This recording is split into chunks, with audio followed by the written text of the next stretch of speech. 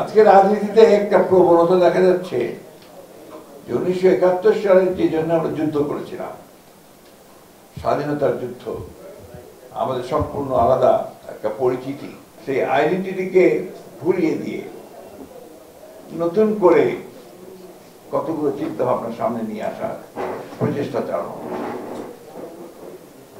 এটা আমাদের বাংলাদেশের জন্য মঙ্গলজনক নয়। আমরা সবাই বিশ্বাস করি যে আমরা বাংলাদেশে একটা সাম্প্রদায়িক জাতি হিসেবে আমরা গড়ে তুলতে চাই, এবং এই জাতিকে এমনভাবে আমরা গড়ে তুলতে চাই আমাদের ভাষায়। আপনারা জানেন যে আমাদের যে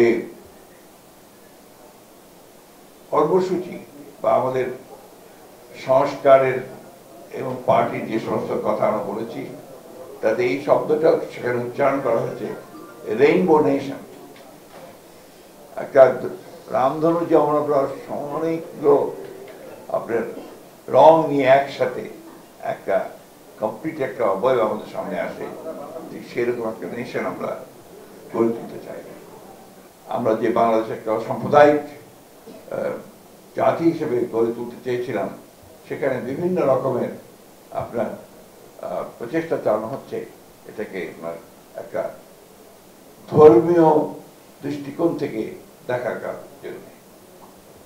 আমরা এটা সবসময় আপনাদের প্রতিবাদ করেছি, প্রতিবাদ জানিয়েছি, এবং আমরা খুব আশা করে আছি যে আগামী নির্বাচনে জনগণ আরেকবার রায় দেবে যে এই বাংলাদেশের মানুষ সত্যিকার অর্থেই তারা অসাম্প্রদায়িক এবং তারা বাংলাদেশি জাতীয়তা বিশ্বাস করেন। অনেক রকম রাজনীতি হচ্ছে, অনেক রকম কথা হচ্ছে। আমরা আশা করেছিলাম যে আমাদের অন্তর্বর্তী সরকার, সেই অন্তর্বর্তী সরকার এগুলোর ঊর্ধ্বে উঠে তারা একটা নির্বাচন, যেটা সবচেয়ে বেশি প্রয়োজন বাংলাদেশের জন্য, সেই সুষ্ঠু অবাধ নির্বাচন সকলের কাছে গ্রহণযোগ্য একটা নির্বাচনের ব্যবস্থা করবে। তারা চেষ্টা করছেন, নির্বাচন কমিশনের চেষ্টা করছে। পিআর এই বিষয়টা অনেক দেশে আছে, অবশ্যই আছে, কিন্তু এটার সঙ্গে আমাদের দেশের মানুষ কিন্তু খুব বেশি পরিচিত না। আমরা অ্যাডাল্ট ফ্র্যাঞ্চাইজ বুঝি, অর্থাৎ এক ব্যক্তি এক ভোট, এটাকে আমরা বুঝি।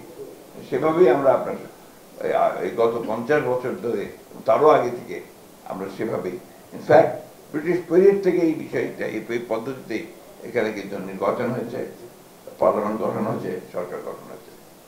আজকে হঠাৎ করে সামনেই যখন এই বিষয়টা আসছে এবং তার জন্য আন্দোলন হচ্ছে, তখন কিন্তু আপনার স্বাভাবিকভাবেই যারা অতি দ্রুত একটা নির্বাচন চান দেশে, আপনার গণতন্ত্রকে পুনঃপ্রতিষ্ঠা করার জন্য, গণতান্ত্রিক সরকার গঠন করার জন্য, গণতান্ত্রিক পার্লামেন্ট গঠন করার জন্য তারা আমরা একটু উদ্বিগ্ন হই। সেই জন্য আমরা খুব পরিষ্কার করে বলেছি যে এই বিষয়টা ওই আগামী পার্লামেন্টের উপরই ছেড়ে দিতে হবে। আগামী পার্লামেন্টের প্রতিনিধিরা যদি মনে করে যে তারা তারপর থেকে পিআরে যাবেন, জনগণ যদি মনে করে যে পিআরে যাবে, আর তা নাহলে এখন পিআর দিলে তো জনগণ বুঝবেই না যে এটা আপনার কিভাবে তারা এই বিষয়টাতে আসবে।